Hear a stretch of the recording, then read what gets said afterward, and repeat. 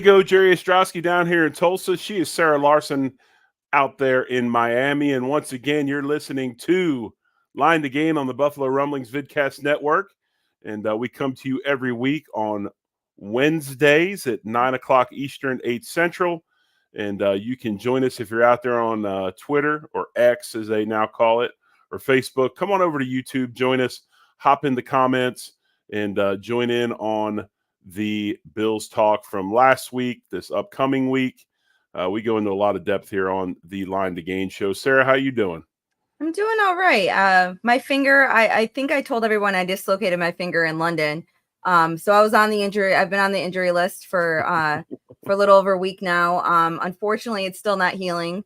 So I might end up having to get MRI on it because they're afraid. Yeah, they're afraid that I might, because it's not healing. So they're afraid that I might have done some damage. So I went back to the doctors today. So unfortunately, they said that they could do an ultrasound too, which is a little cheaper, but it might not show everything. Whatever. Would you like me to send you one of my many finger braces that I have? No, I have a splint that goes around the finger and then goes on the wrist. Dare I ask how you did this?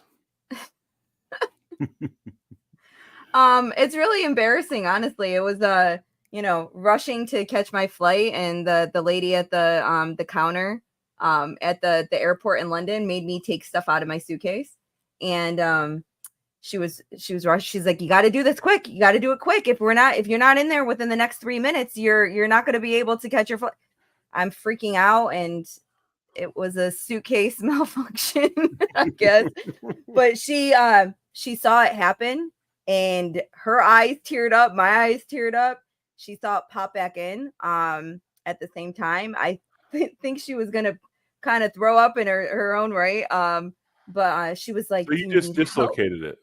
Yeah, I dislocated it. But when I dislocated it, the doctor thinks that I hopefully just inflamed or stretched the tendon, but he's afraid that there might be some ligament damage, or I tore it a little bit. He doesn't feel, he feels a little ball, but he said he doesn't feel, he's like, I don't think it's that.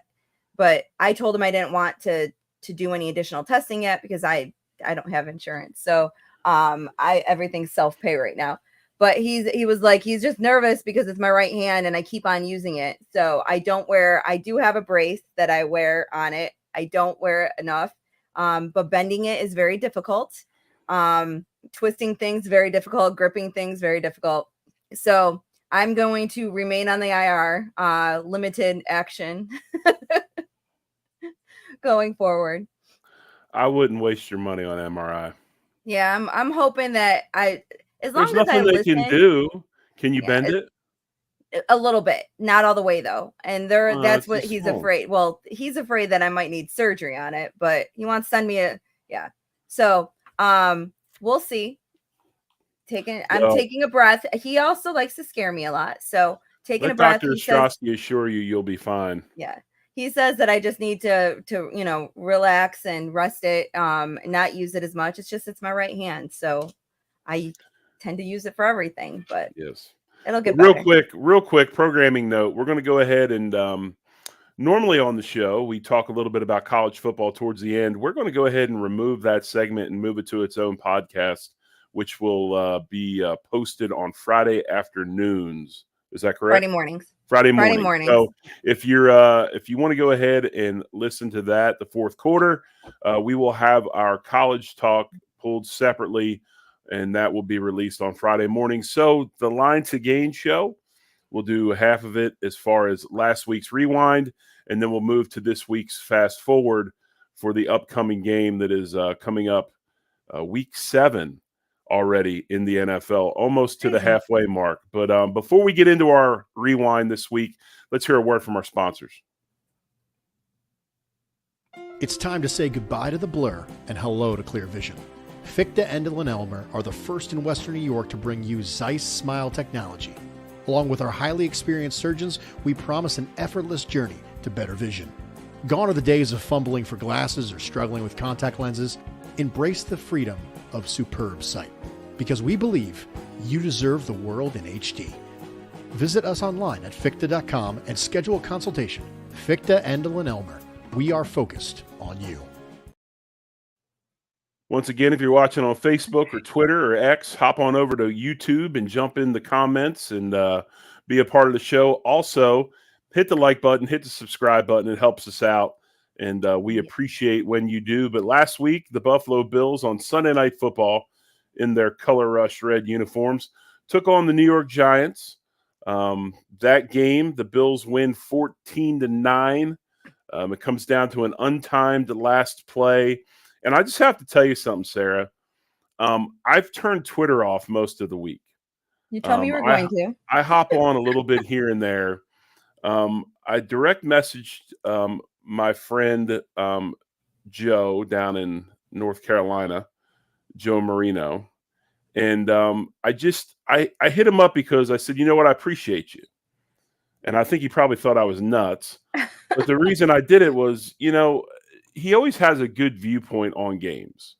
He doesn't get caught up in the fandom of things.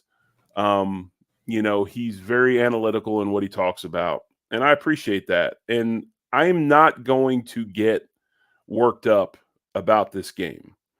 I am not part of the and you know what? We've got an hour now because we pulled the fourth quarter out. So I'm sure you've got about 5 or 6 rants you want to go on. And I'm going to let you do those, because while this game was not a good game offensively for the Bills, I thought there were some big time bright spots on defense, and we'll get into that in a moment. Yeah, and we definitely talked about that.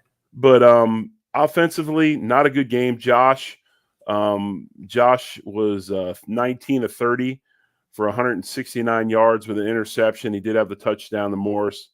Rushing the ball, Cooks 14 for 71. And I'll get into that a little bit because that was my one gripe about this game. Murray, 12 for 45. Josh Allen did have 2 runs for 11. Diggs, 10 receptions for 100 yards. I feel like he was targeted about 36 times in that game. But he did have 16, but he did have 10 catches for 100 yards. Gabe Davis, 3 for 21, but he did have the big fumble. Dawson Knox in the bad wrist, 3 for 17. Morris did have the touchdown, filling in for Dalton Kincaid. Our kicker, hope to God he feels that it's a superstition thing and he gets rid of the one eye black. That's, I hope he realizes that's why he missed the 2 kicks, but not a great night for Bass either. Terrible night. He was 27 of 27 up until that first miss. And then he freaking misses another one. Steve Christie will tell you it's a miserable place to kick. It really is, especially. Yeah, but there was no wind. There was absolutely no wind on Sunday night. I guarantee you there was wind on the field. That tunnel, the way things are, I'm not saying he should have not made the kicks. I'm just saying it's a difficult place to kick. But when you look at this, obviously most of the rage and fury of Bills fan was directed at the offensive coordinator, because we all know our favorite players can never not have a good game. There was a few things that I was irritated with. My number one Grinch with Dorsey this week was that should have turned into a power running football game to me. I felt we should have run the ball much, much more. But Sarah, obviously you were there. You have some things you want to talk about as far as this offense goes, Dorsey, and this performance against the Giants. So I wasn't able to listen to all of Hump Day, but in the beginning, Joe had made a comment about rewatching the game and how he had a different perspective from rewatching on television than he did while he was there. There, obviously, the first 2.5 quarters, midway through the third quarter, there was literally no energy from fans anymore. Like, we were all just sitting there. Like, it was dead silent. You expect something out of this team offensively. When we don't get our way as fans, we jump ship real quick. When it comes to like that motivation and that, that's why we talk about the Miami game and how electric it was in that stadium. But we were also, we led that game for the most part for, the entire game.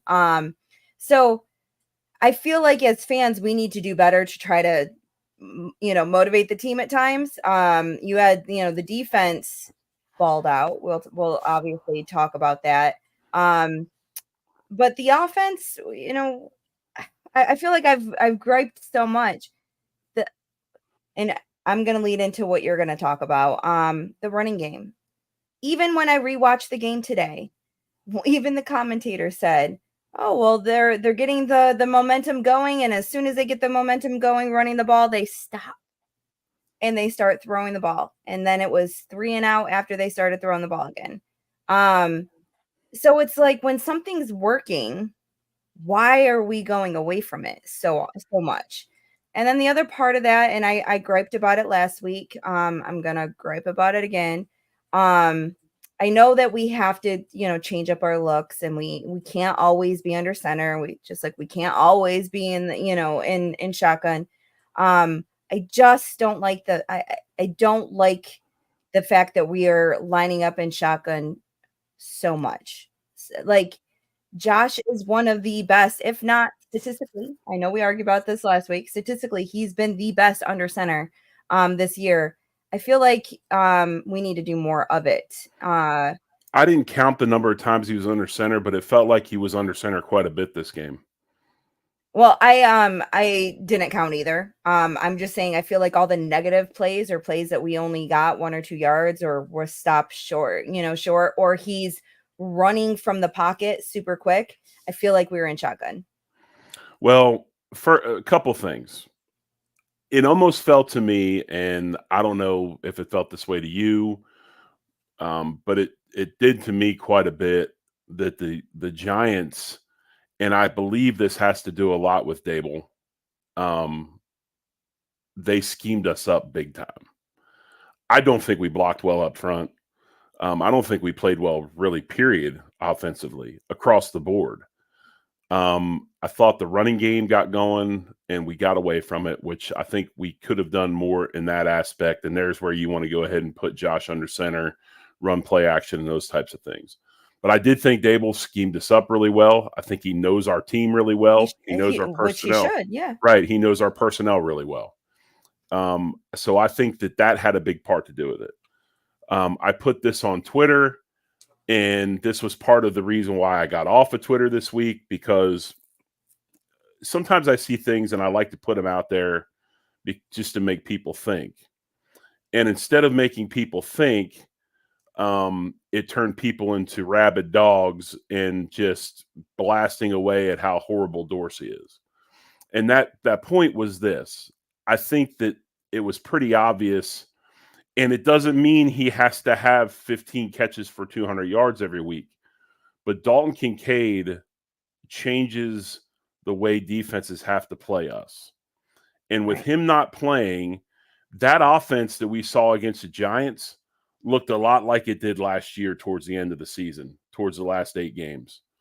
I don't think that him being out of the lineup, I think, affected that offense big time. And it did away with a lot of personnel. I don't care if Quentin Morris caught a touchdown. I don't care what he can do and not do. Talk about that pass for 1 second, though. I mean, that I literally was holding my breath as that pass was coming out. Right. I just rewatched it. So like seeing it again, that pass was tremendous. Those are the moments that I'm like, Jesus, we have a freak of nature at quarterback. But what was he doing, Sarah? I know, but he was off schedule ad-libbing out of the shotgun, which is what he does the best. I feel like, is it him? Is it Dorsey? I don't know anymore. There are moments where, everyone's mad that he targeted Diggs too many times. Then if we target Diggs only 10 times and he only has 7 receptions, then we didn't target him enough.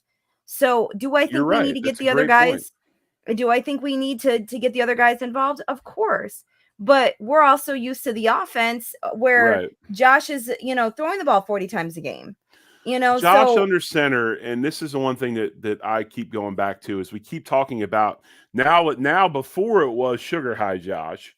Then we move to Josh is too structured. He's a wild stallion, man. You got to let him go. So how do you let a quarterback go? You put him in the shotgun. Now we put him in the shotgun. We're running shotgun too much. So it's like each week we pick a different part of the offense to complain about. Yeah. And to me, Josh Allen is a shotgun quarterback. I don't like some of the running plays we do out of the shotgun. For instance, you can trash the draw play. You can get rid of the draw play. Yes. The draw play is trash. I don't believe in this game right now. The delayed handoff stuff is good. I think you got to run same side pitch. You got to get downhill. You got to do those things. Cook can do either or. Murray can do either or. Okay. But one area that I do think is a glaring issue, and it goes along with now when Dawson Kincaid's out, who picks up the slack? You look at the Philadelphia Eagles, okay, and what they've done. And now, granted, their offense has not been clicking as well as it was last year. What did they do today? They went out and got 7-time Pro Bowler Jerry Jeudy, right? Or was it Jeudy? No, they didn't get Jeudy. No. They got yeah. Now you said South. Is like Julio Jones. So they got out and signed Julio Jones.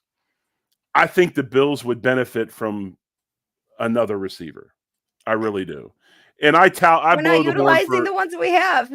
but I think that's the thing is I keep blowing the horn for Gabe Davis. And I think Gabe's a really good receiver. I do. But it would help them to have another one.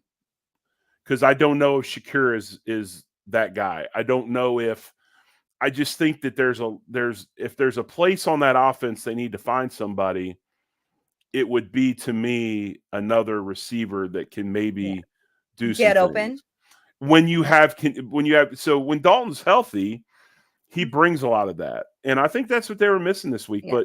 But Sal put a deal out about week to week comparisons in the NFL, right? I don't know if you saw that or not on Twitter. And I copied it because it was interesting. And I look at yards per game from week 5 to week 6, okay? The Bills went from 4th to 5th, so they dropped one spot. Yards per play, they went up one from 3rd to 2nd. So rushing yards per game, they went from 16th to 12th. Rushing yards per play, they went from 15th to 10th. And now, granted, mind you, we can't go back, Sarah, to the other argument that we always had, and I know you used to bring this up all the time. Well, yeah, they run the ball, but Josh Allen is 3/4 of the running game, right? He hasn't been running he hasn't been running that much. Keep that because I want you to go back to that here in a minute. Pass yards per game, they went from 4th to 8th. Pass yards per play, they went from 3rd to 4th. So they dropped a little bit there. They moved up a spot in sacks per pass attempt. So the offensive line didn't give up a lot of sacks, but I didn't think they played well. They gave a lot of pressures. Red zone, they went from week in a row. Yeah, red zone, they stayed 2nd. And 3rd down, they went from 4th to 2nd. And points per game, they stayed at 3rd. So when you look at these comparisons, Dorsey's not a trash coordinator. No, I mean, but that's been the narrative for 2 years now. Same thing with our defense. Right. We were a top 5 defense, but at the same time, we weren't winning when it counted. Yeah, so, but why is that? Okay. Well, I'm going to say for the offense, my concern is that we have certain games that we blow up statistically, and sometimes it skews those overall numbers. In my opinion, from the eye test, from watching the games this year, I think that our only 2 good offensive games were against the Raiders and against the Dolphins. Those 2 games offensively, we were good. Washington, yes, we scored 38 points, but that was mostly a defensive victory. Obviously Jacksonville, we did not play well offensively at all. And this week we did not play offensively at all. And to be honest with you, the numbers were even worse until the fourth quarter. So I feel like sometimes, like the Dolphin game, those numbers are skewing a lot of things. And then at the same time, I just saw something reported that the last 2 weeks in the NFL, if you haven't noticed, teams aren't scoring in the red zone, and they're not putting up 30, 40 points. We're not seeing the offense that we're used to, seeing in the last couple of years. So that kind of skews, yes, we're third in the league on in scoring, because we were doing really well in the beginning of the season on, at scoring. But whether or not that was because the offense looked good throughout the whole game, I don't see it. I don't feel like we have been clicking like we're used to seeing the Bills offense click, other than in the 2 games this year against the Dolphins and the Raiders. Yes, there is some concern with that. I think some of it has to do with I think it's probably it correlates when you look at the last 2 weeks. In the last 2 weeks, we've had probably some of the worst.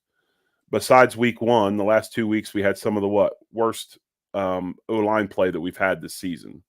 Yeah, so I no do think there's sacks, some, but like you were saying, right. terrible I do O-line think there's some play, correlation rush. between how we play up front and all that. So I don't know what the answer is. For the crowd that wants to be under center all the time, that's a structured offense. I don't believe Josh Allen is great in a structured offense. If you want Josh Allen to do the Josh Allen type stuff, to me anyway, and this is the conversation I had with Spence and Joe the other day, to me, you're going to have to live with some of the interceptions. You're going to have to hope that you have more offensive production and your defense continues to play the way they're playing that can overcome some of the interceptions he's going to throw. Because if you want big time Josh making the throws like he did to Morris, you're going to have to accept some of the stuff that comes with it. It was a beautiful pass too, and a beautiful catch. But right. The one thing I will say when it comes to Josh, I think it was Ralph that put Dorsey's doing fine. It's the trigger man. Josh has the most time to throw in the league. I think that's fine as long as the wide receivers are getting open. So I watched all 22. I rewatched the game, and there was only 2 times that I was like, he's open, and you still went to Steph. Or he could have ran for a first down instead of, throwing it in and kind of forcing it in. I think it was to Knox at one point. There was two throws that, feet are getting entangled, and, they went down. No flags were thrown. There were times where I feel like he lost trust in any of the wide receivers other than Steph. And I feel like that's kind of where he went, maybe wrong. But at the same time, I get when you're, when the game's on the line, you're going to just start going to who's going to get you the victory. And he probably felt like Steph was the only one that he could turn to in that moment. So most of his targets, though, were in the first half, which is kind of funny. Well, and you brought up something earlier about offenses playing well in the league. The latest edition of New Heights came out today, and I'm a 92%er. We've talked about it before. Mm-hmm. I listen as soon as it comes out. And one of the things that Travis Kelce talked about today was their offense coordinator, Nagy, challenging them as a group that they have to play better. Yeah. They're not playing as well as they have been. They're not clicking the way they have been. The Eagles are having some issues. Yeah. So there's a lot of good offensive teams out there that are having issues for whatever reason they may be. Getting going, clicking, being that efficient, high-scoring offense that they've been in the past. So it's hard for me to believe that the only thing you have to say is defense coordinators possibly are catching up with this style of offense, because it's damn sure not rules. Because now they've come out today and said they want to do away with the hip tackle. Yeah. So there's another rule they want to do away, rule they want to put out once there. Once they define it, I would like to see how they're going to define that one. But a cool stat that most people probably saw over the weekend is, well, not cool for us as we're an AFC team, is all NFC teams lost to AFC teams until Monday night's game where Dallas beat LA. But all AFC teams beat the NFC teams that they were playing. There was only four NFC teams that won, and those were playing other NFC teams. So there was quite a few upsets again this weekend. San Fran lost, Philadelphia lost. it didn't help the Bills because, again, it happened during a week that, it was against an AFC foe. So the Dolphins take on Philadelphia this week. So let's pray that Philadelphia figures it out so we can gain some traction with the Dolphins. Call it what you want to call it. Put blame on who you want to put blame on. The fact of the matter is the Bills won the football game 14-9, and that's all that matters. Dub's a dub. That's what I tweeted it out the second we won. I was Dub's a dub. It does it right. It was ugly, but at the end of the year, we're gonna not think about that. All we're gonna look at is how many wins and how many losses. So. Right, and with the schedule they have, any sort of win is a good win. But when you go ahead and you look at the defense, and we talked about it off air. Yes. I mean, the defense played terribly well. Johnson, 9 total tackles. Bernard, 9 total tackles. Benford, 8 total tackles. Williams, the rookie. If there is a silver lining to this, we're seeing what he's made of. It's him getting the opportunity to come in and play, and he did not disappoint. I mean, he's a motor. He's a motor guy. He's all over the field. He makes a ton of plays.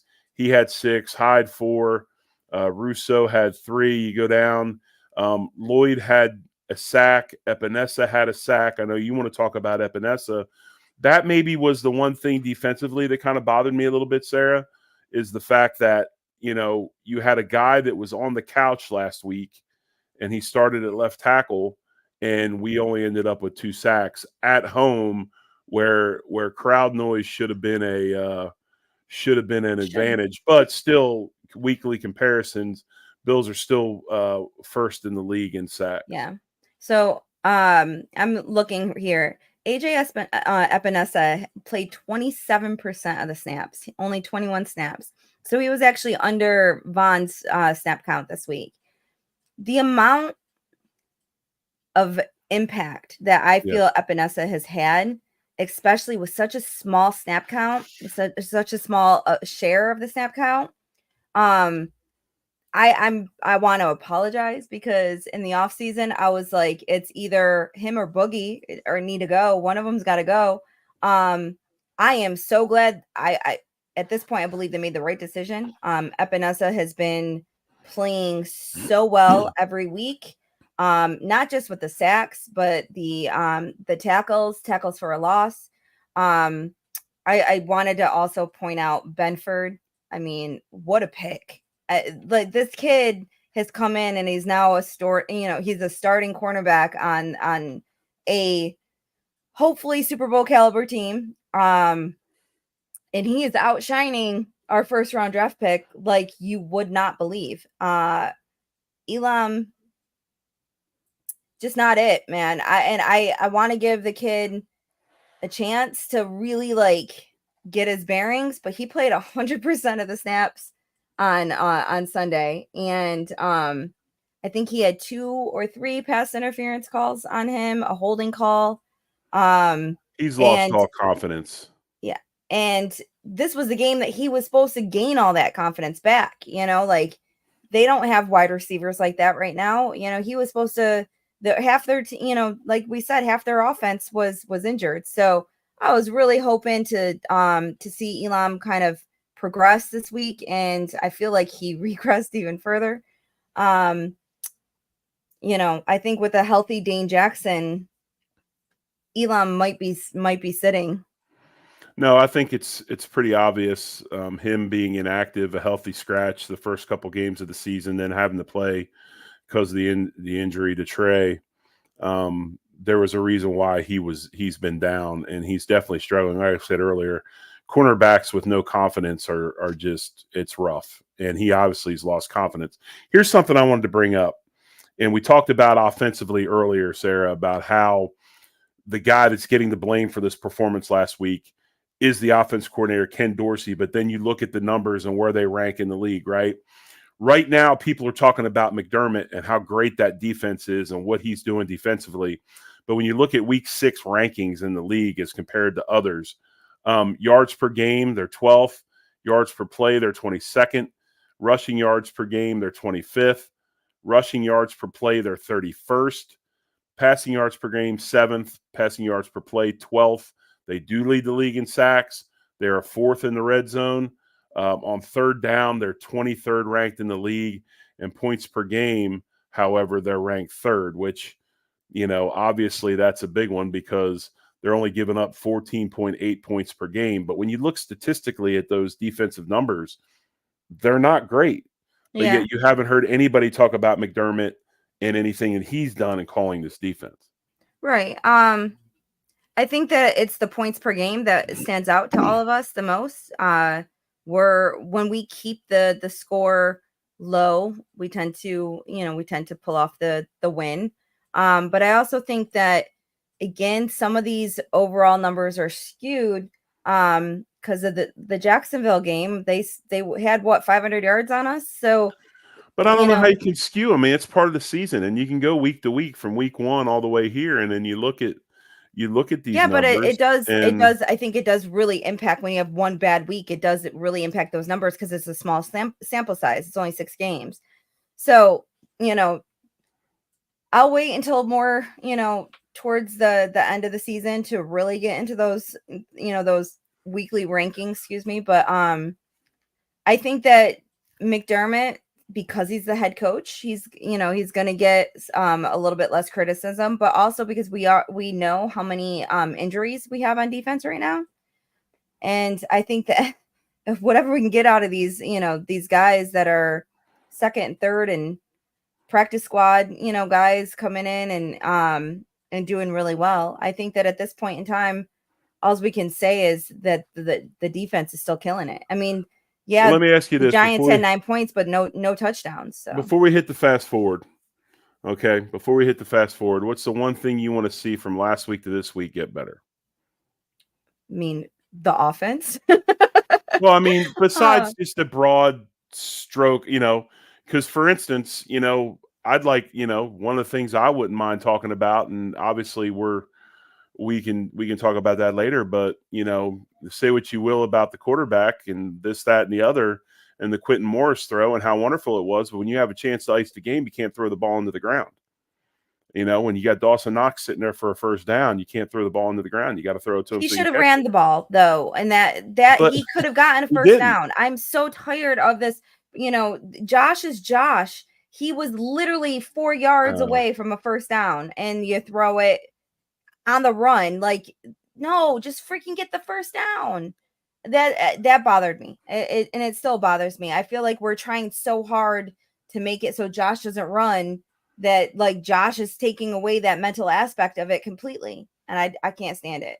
I think that he's so concerned about getting injured because he knows that this team is 100% reliant on his health, that sometimes I feel like he's taking that a little too much now, because I feel like the coaching staff is probably, beating it into his head. Like, you got to protect yourself. You got to protect yourself. And I think it's become, it's taken Josh out of his game a little bit. But I guess if I was going to get more specific, it's supposed to rain Sunday. If between 1 and 4 p.m., 60% chance, which really sucks. So I would like to see us run the ball more consistently. We ran the ball well against the Giants. I just want to see it continue. And you mentioned it. Let's get the tight ends involved. Let's really get them both involved. Kincaid hasn't caught a touchdown pass yet. I want to see it. I want to see it happen. I think that's a big thing for me, and you took my answer. I think the tight ends have to have a big week because we know Belichick is going to have a scheme that's going to try to take Stephon Diggs away. He is a percentage guy. He's going to take away the number one thing you do. You're going to have to find something else to do. And I think with Kincaid clearing concussion protocol and coming back, I think that's a big thing. If they want to get this thing going again, we need that 12 personnel back out there. You need to get Kincaid moving around, hide what you're doing schematically within the personnel groupings. And we talked about that in other shows, how you can hide a lot of stuff with Kincaid because he can do so much. Right. You can't just go ahead and call down and say they're in this and know what they're going to do, because he can split out. I think they'll also get, and we'll talk about this in the next half of the show, but to get Hardy involved, like we used to get McKenzie involved, especially against the Patriots. So, McKenzie looked like an all-pro going against the Patriots the last couple of years. So I think that we'll get Hardy involved in the same way, hopefully. All right, so that's the rewind, and we'll head into our fast forward segment. Bills and Patriots up in Foxborough. That game at 1 o'clock Eastern, 12 Central on CBS. And we'll get into the fast forward here in a moment. But this fast forward segment brought to you by Picasso's Pizza. It's Buffalo's Pizza. Hey, football fans, the season is here. So you know that means family, football, and food. But for the NFL's best fan base, it can't be just any food. Bills Mafia only eats the best during the season. And the best is Picasso's Pizza. With 4 great locations in Western New York, it's so easy to treat yourself to the most flavorful pizza on game day. Picasso's. We are Buffalo Pizza, shipping local and nationwide. Order online at picassospizza.net.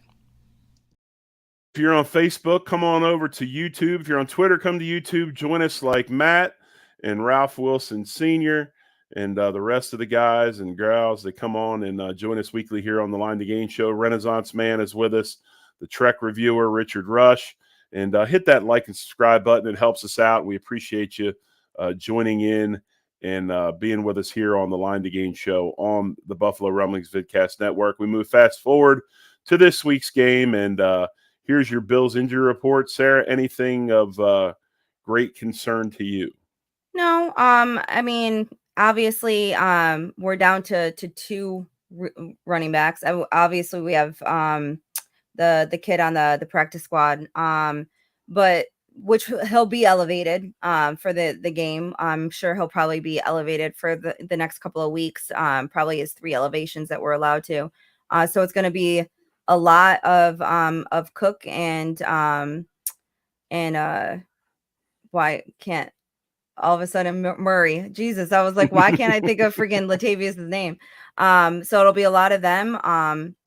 Little surprised, by the way, that we did not start Cooks last week. I think he was kind of on the in the naughty corner after the Jags game, but I think Josh will be fine as long as he doesn't use his shoulder, his throwing motion too much over the next couple of days.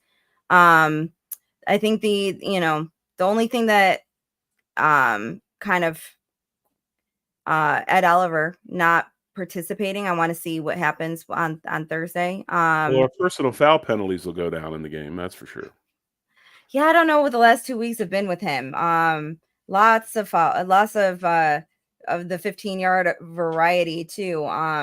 It's been, I think he had 2 against the Jags and then 1 this past week. So true. Let's just say that. I mean, I'm just hoping that everyone, participates tomorrow. We'll see the difference between Wednesday and it was just pretty much a walkthrough today. So tomorrow is usually the day that we see the people who did not participate. If they're still do not participate, they're usually out on Friday as well. So then, we kind of can gather who's going to be playing on Sunday. But Pat's injury report is very long as well. I shouldn't say as well. Theirs is longer than ours.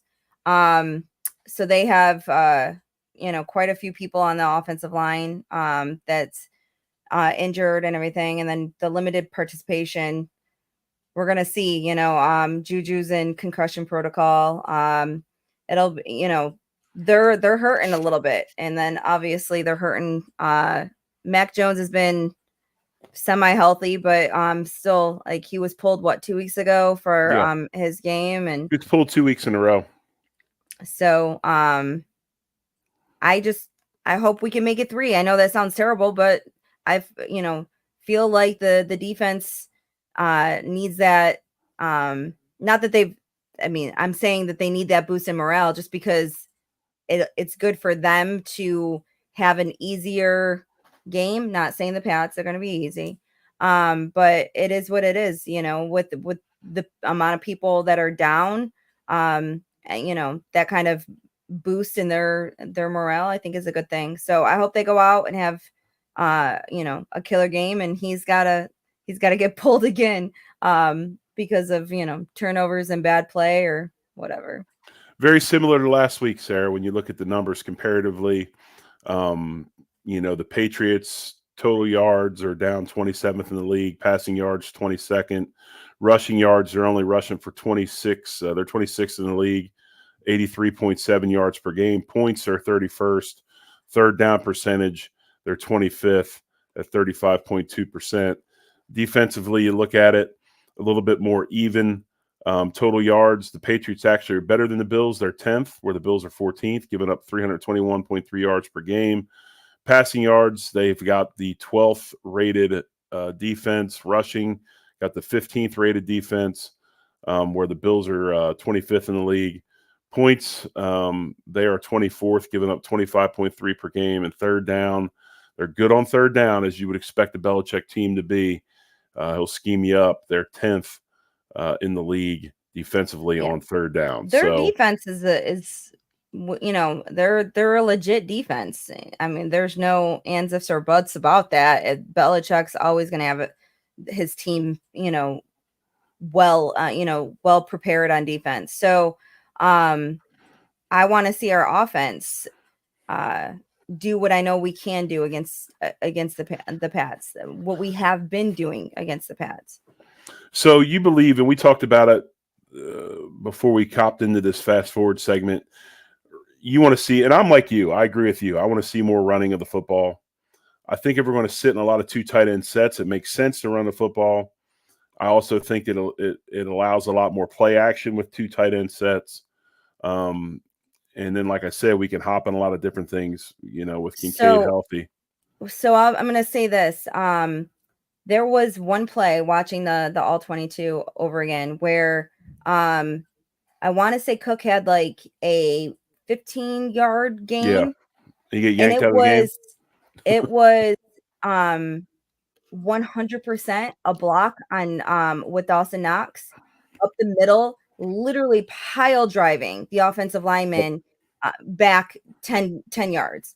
So when we have these guys in there that are willing to do the run blocking, we can have a very, very effective run game.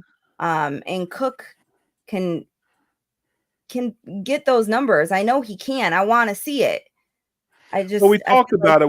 I think we talked about it, Sarah, with the Raiders game, because Dorsey and the comment that week from the Jets game was how he put his offensive lineman on an island and didn't help him at all. So they come back the Raiders game, and if you remember, they had tight end chips, running back chips a lot with Crosby, and they did a much better job of helping Brown and the offensive line in the pass game, and it showed.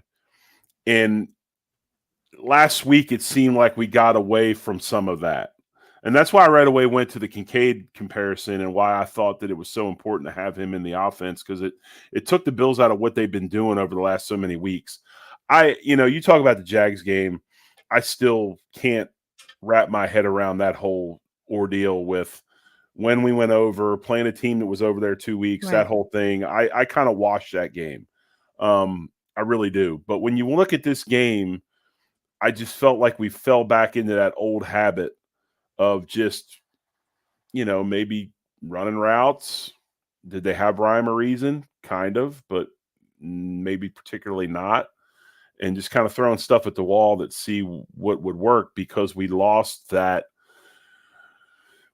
flexibility without Kincaid, and we lost some of our imagination without that personnel group. So, like I said, Quentin did what he did.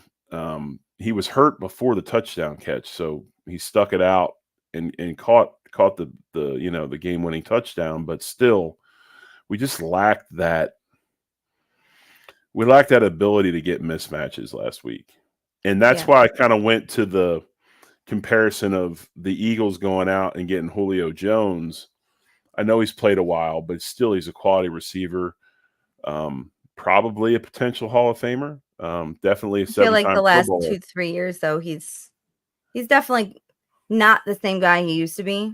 And he doesn't have to be the old guy in that offense because of what he's got with him, And that's why I think that you put somebody like that with Diggs and some of the other stuff that the Bills have going on. Now, all of a sudden, they don't have to do. I mean, that's the old Bill Belichick thing, right? That's what he did for years.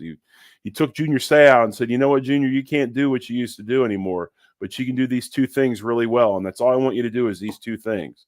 And that's how he could bring those old vets in, bring that experience, and only, put them in roles where they only had a couple of responsibilities, but they were really good at it. And I don't. The Bills might value that, especially another veteran presence in the locker room. I feel like Sherfield and Hardy are both very.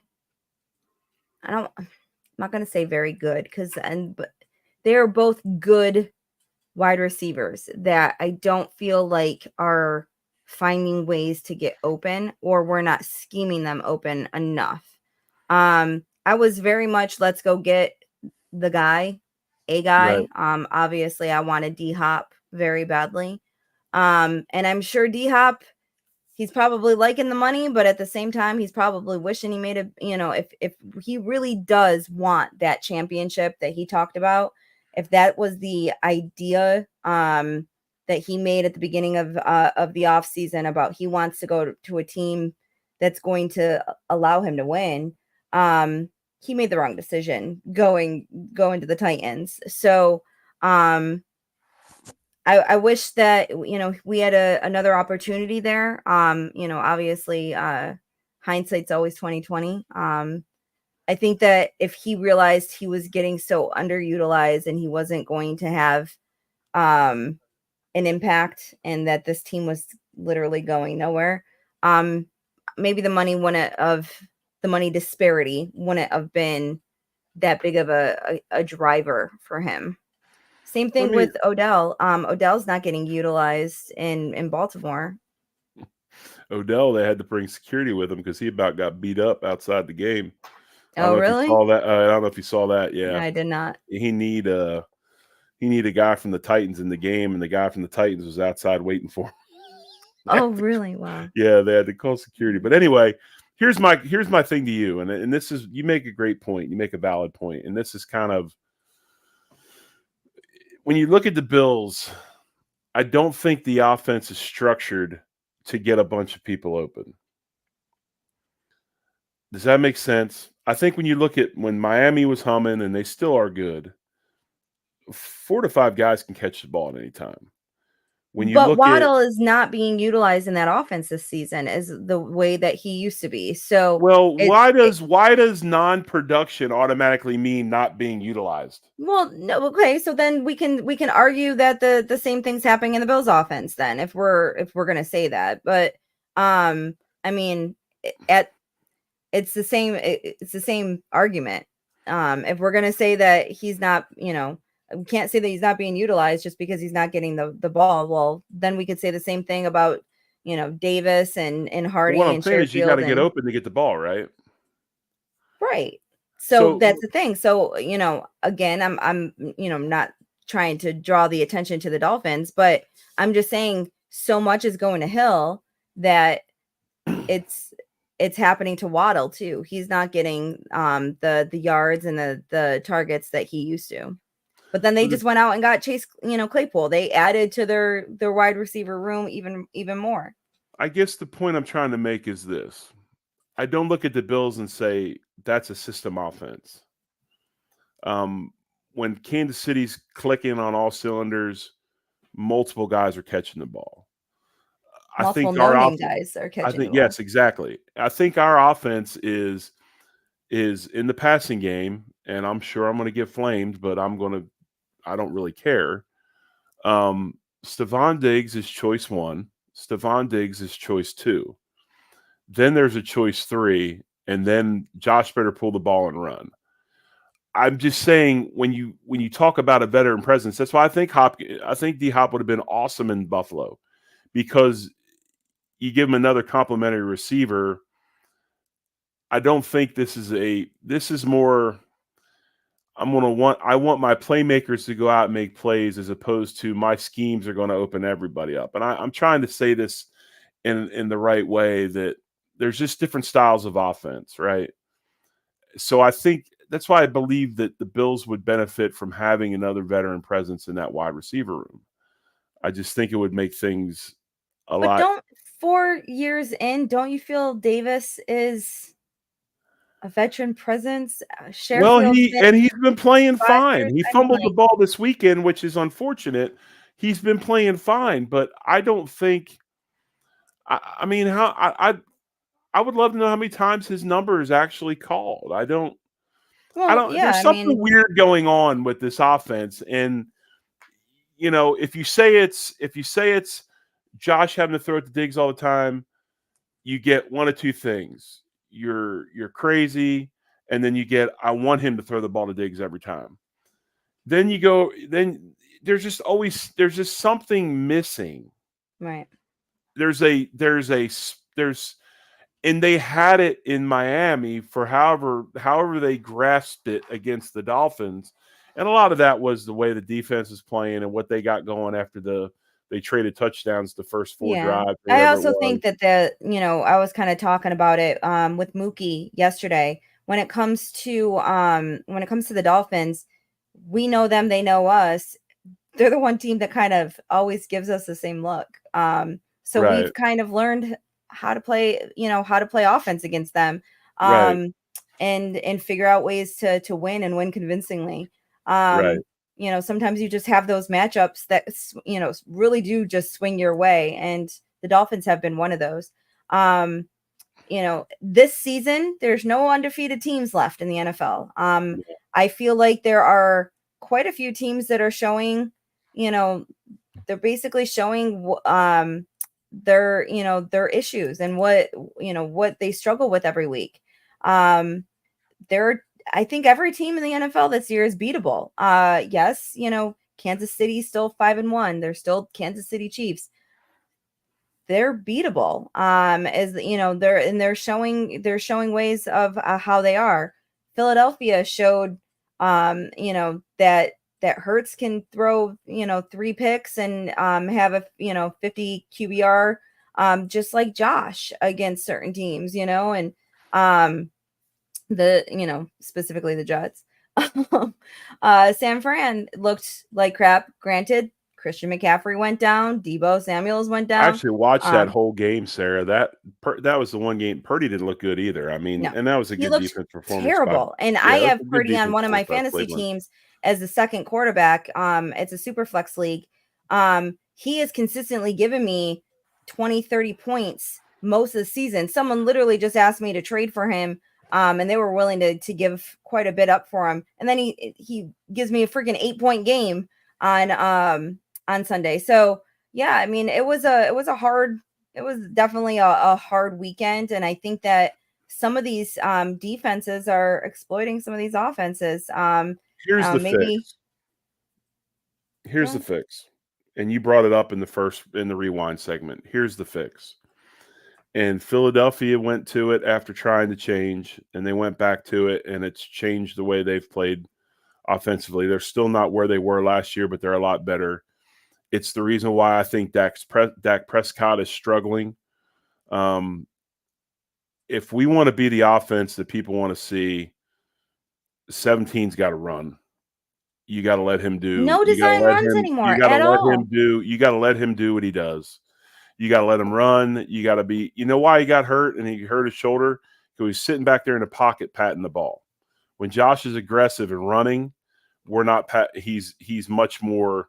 He's able to protect it. He protects himself extremely well. So to me, anyway, when I look at this, Prescott ran the ball early in his career, got the ankle injury, hasn't run since very much. It's affected his play. Hurts tried to come out this year. He had the shoulder that kind of still lingered, didn't want to run the ball. He went to start and run the ball again, changed that offense quite a bit. We know Mahomes can pull it when he wants to go. Hell, even Tyrod at 68 years old made some plays with his feet, right? You gotta let 17 be who he is. And when they do that again, I think you'll see this offense click quite well. Yeah. There's one wild card in this. Your head coach is a defensive minded guy, and the worst thing he wants is turnovers. Defensive guys want the game called on offense to complement good defense. And that's where I'm sure the struggle is. Yeah. I think that the one silver lining, I guess, is that we are figuring out some of these issues sooner in the season. Yes. Because even though we were winning at the end of last season, we had those games that did not look pretty at all offensively. Right. So I think that we need to figure it out now. Go through the highs and lows now. So when December rolls around, we're kicking on all cylinders. So because as we get out of here in a second, okay, we got the Patriots this week, and then we go Patriots, Buccaneers. We got the Bengals, Cincinnati, the Broncos, the Jets, and then we hit Murderers Row.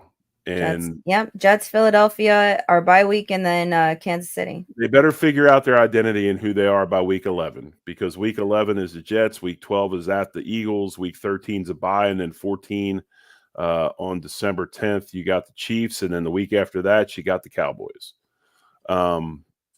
So they better figure it out soon. And I think a big part of it is allowing Josh to use his feet and make plays with his feet. So any final parting shots you want to put out there real quick? By the way, love the new segment on Twitter, Sarah. Yeah. The new segment you started this week. My new segment? What are you talking about? Your game day fit.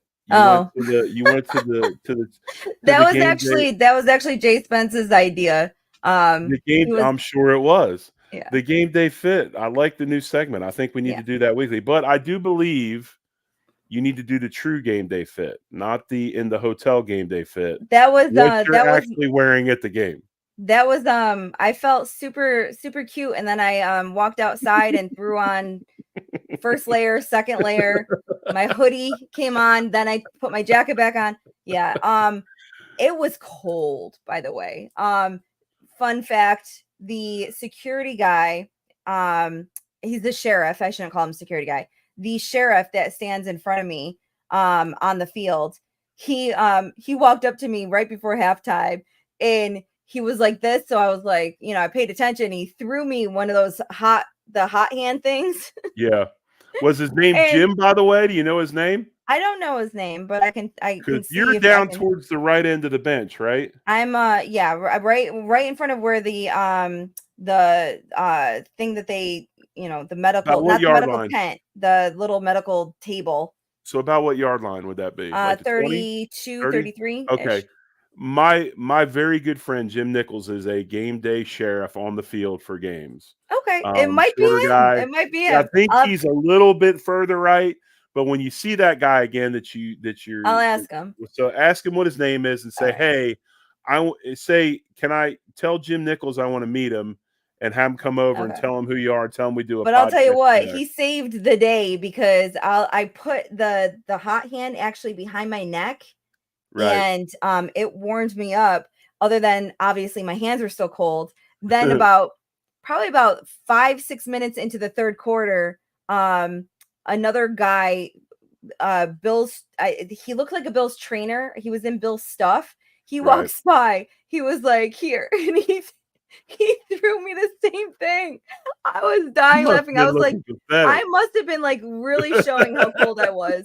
I was freezing, but because it rained all day, I'm front row. All of that water pooled in that front row. So I was standing in like an inch of water most of the game. It started to recede probably at the beginning of the fourth quarter a little bit, but I was in water most of the game. So I was freezing. I was definitely freezing.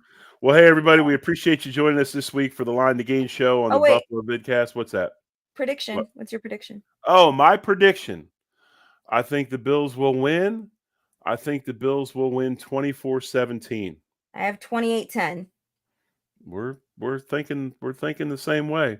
All right, let's go now. So thanks again for joining us here on the Line to Gain show on the Buffalo Vidcast Network. I'm the Big O, Jerry Ostroski. She's Sara Larson. As always, one love and go Bills. Go Bills.